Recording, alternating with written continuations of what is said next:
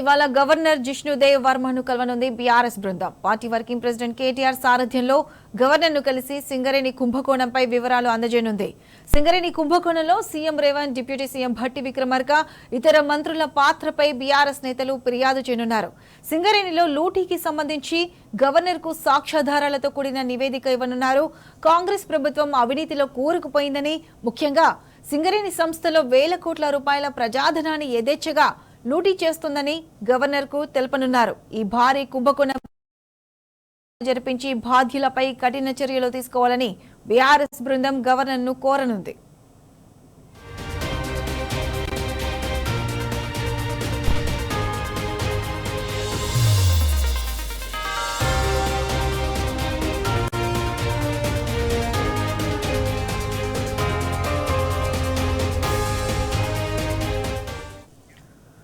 Governor తో భేటీ సందర్భంగా సింగరేణిలో జరిగిన అవినీతికి సంబంధించిన పూర్తి ఆధారాలు, లోతైన వివరాలతో కూడిన సమగ్ర నివేదికను బీఆర్ఎస్ నేతలు గవర్నర్ కు సమర్పించనున్నారు. సింగరేణి లాంటి ప్రతిష్టాత్మక సంస్థలో జరిగిన ఈ భారీ కుంభకోణంలో ముఖ్యమంత్రితో పాటు వారి కుటుంబ సభ్యులు, ఉప ముఖ్యమంత్రి, పలువురు మంత్రులు నేరుగా భాగస్వాములయ్యారని తెలుపనుంది. ఈ వ్యవహారంపై రాజ్యాంగబద్ధమైన పదవిలో ఉన్న గవర్నర్ వెంటనే స్పందించి తగిన చర్యలు తీసుకోవాలని బీఆర్ఎస్ నేతలు విజ్ఞప్తి చేయనున్నారు.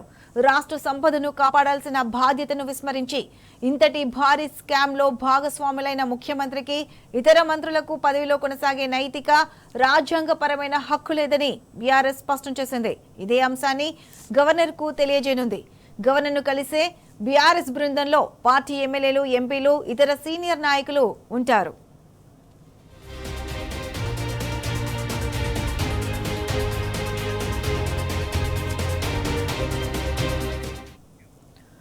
రైట్, ఇదే అంశానికి సంబంధించి పూర్తి అప్డేట్స్ మా ప్రతినిధి లివిల్ అందిస్తారు. లివిల్, గుడ్ మార్నింగ్. చెప్పండి లివిల్, సింగరేణి స్కామ్ పై నేడు గవర్నర్ ను కేటీఆర్ బృందం కలవనుంది. దీనికి సంబంధించి పూర్తి అప్డేట్స్ ఏంటి? సింగరేణిలో జరిగిన అవినీతి అక్రమాలపై బీఆర్ఎస్ పార్టీ పోరుబాట పట్టింది. ఇప్పటికే దీనికి సంబంధించి పెద్ద ఎత్తున నిరసన కార్యక్రమాలు చేపట్టడంతో పాటు వివిధ రూపాల్లో మా ప్రభుత్వాన్ని హెచ్చరించింది. ఇప్పటికే కేంద్ర మంత్రి కిషన్ రెడ్డికి సైతం విచారణ జరిపించాలి.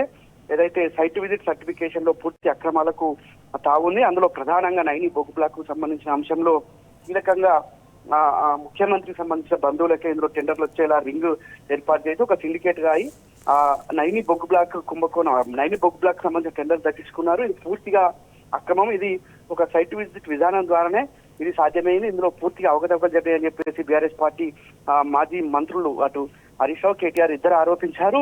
ఆధారాలతో బయట పెట్టారు. ఈ నేపథ్యంలోనే అటు ప్రభుత్వం సైతం వెంటనే స్పందించి దానిపై విచారణకు ఆదేశించింది. నైని బొగ్గు బ్లాక్ కు సంబంధించి టెండర్లు రద్దు చేస్తున్నట్టు కూడా ప్రకటించింది. బీఆర్ఎస్ పార్టీ చెప్పిన అన్ని కూడా నిజమేనని ఆధారాలతో సహా బయట పెట్టడంతో ఒక ప్రభుత్వంలో ఒక కదలిక అయితే వచ్చింది. ఇంకా మిగతా బొగ్గు బ్లాక్లకు సంబంధించిన అంశం ఏంటి? మిగతా బొగ్గు బ్లాక్లతో పాటు ఏదైతే సోలార్ పవర్ సంబంధించి కూడా దాదాపు 540 కోట్ల కుంభకోణం జరిగిందని హరీష్ రావు బయట పెట్టారు. మరోపక్క డీజిల్ సంబంధించిన విషయంలో కూడా ఇదే తరహా కుంభకోణం జరిగింది. 1000 కోట్ల కుంభకోణం ఈ సింగరేణి సంస్థలో జరిగిందంటూ కూడా బీఆర్ఎస్ పార్టీ వీటి ఆధారాలతో చూపెట్టడంతో ప్రభుత్వంలో కేవలం ఒక నైని బ్లాక్ కు సంబంధించి మాత్రమే టెండర్లు రద్దు చేయడం ద్వారా మిగతా వాటి సంగతి ఏంటంటూ కూడా బీఆర్ఎస్ పార్టీ పదే పదే చెప్తున్నప్పటికీ, పదే పదే డిమాండ్ చేస్తున్నప్పటికీ ఎలాంటి పురోగతి లేకపోవడంతో ఇవాళ స్వయంగా గవర్నర్ జిష్ణుదేవ్ వర్మను కలిసి దీనిపై ఒక సమగ్ర నివేదికను సమర్పించి పూర్తి ఆధారాలతో ఇస్తున్నాం, ఖచ్చితంగా మీరు దీనిపై విచారణ చేయించండి, సిట్టింగ్ జడ్జి విచారణ లేదంటే ఇంకే విచారణ అయినా చేపించండి, మేము ఆధారాలు సమర్పిస్తామంటూ వాళ్ళ గవర్నర్ ను కలవన్నారు. కేటీఆర్ ఆధ్వర్యంలోని బృందం ఇందులో ప్రధానంగా మాజీ మంత్రి హరీష్ రావుతో పాటు కేటీఆర్, ఇతర ఎమ్మెల్యేలు, ఎమ్మెల్సీలు, ఎంపీలతో పాటు సీనియర్ నాయకులంతా కూడా ఈ కార్యక్రమంలో పాల్గొంటారు. ప్రధానంగా 7 బొగ్గు బ్లాక్లకు సంబంధించిన అంశంలో ఏదైతే సైట్ విజిట్ సర్టిఫికేషన్ ద్వారా జరిగిన అక్రమాలు కావచ్చు, ఇటు జైపూర్ పవర్ ప్లాంట్ కు సంబంధించిన దానిలో కూడా కుంభకోణం జరిగింది. అంతేకాకుండా డీజిల్ సంబంధించి ప్రధానంగా డీజిల్ సంబంధించిన జిఎస్టీలో కూడా ఇందులో పెద్ద ఎత్తున ఇన్వాల్వ్మెంట్ ఉంది. ఇది ప్రభుత్వంలోని భాగస్వామ్యమై ప్రభుత్వమే ఇందులో ఇన్వాల్వ్ అయి కుంభకోణానికి తెరదీసింది. అందులో చాలా మంది మంత్రుల అష్టం కూడా ఉందంటూ కూడా బీఆర్ఎస్ పార్టీ చెప్పిన నేపథ్యంలో వాటిపైన కూడా విచారణ జరిపించాలి. ఇటు ఏదైతే సైట్ విజిట్ సర్టిఫికేషన్ అనే విధానం ఉందో అది గతంలో ఎన్నడూ లేదు. కేవలం కొంతమంది అంటే ముఖ్యమంత్రి బంధువులకు ఇటు మంత్రులకు సంబంధించిన కంపెనీలకు టెండర్లు రావడం కోసమే ఈ విధంగా చేశారు. తద్వారా వారే ఒక రింగ్ గా ఏర్పడి టెండర్లను దక్కించుకునే ప్రయత్నం చేశారు. కాబట్టి దానిపైన కూడా సమగ్ర విచారణ జరపాలని చెప్పేసి కూడా నివేదిక సమర్పించనున్నారు. ఇప్పటికే నైని బొగ్గు బ్లాక్ కు సంబంధించిన అంశాన్ని పూర్తి సీరియస్ గా తీసుకున్న పార్టీ అటు దానిపై పోరాటం చేస్తున్న తరుణంలోనే అటు బట్టి విక్రమార్క మీడియా సమావేశం ఏర్పాటు చేసి నైని బొగ్గు బ్లాక్ కు సంబంధించిన తీసుకున్నాం, ఇందులో అవకతవకలు జరిగినట్టయితే మేము టెండర్లు రద్దు చేస్తున్నామని చెప్పారు. కానీ మిగతా వాటి విషయంలో ఎలాంటి పురోగతి లేదు, ఎలాంటి ముందడుగు లేకపోవడంతో ఈ బీఆర్ఎస్ పార్టీ పోరాటం మరింత ఉధృతం చేసింది. ఖచ్చితంగా దీని అన్నిటి అంశాలను కూడా ఇవాళ ప్రజాధనాన్ని దుర్వినియోగం చేయడంలో కావచ్చు, ప్రజాధనాన్ని దోసుకుతినడంలో కాంగ్రెస్ పార్టీ సిద్ధహస్తమైంది. ఇవాళ అనేక విషయాల్లో కూడా ఇవాళ పార్టీ ప్రభుత్వం పూర్తిగా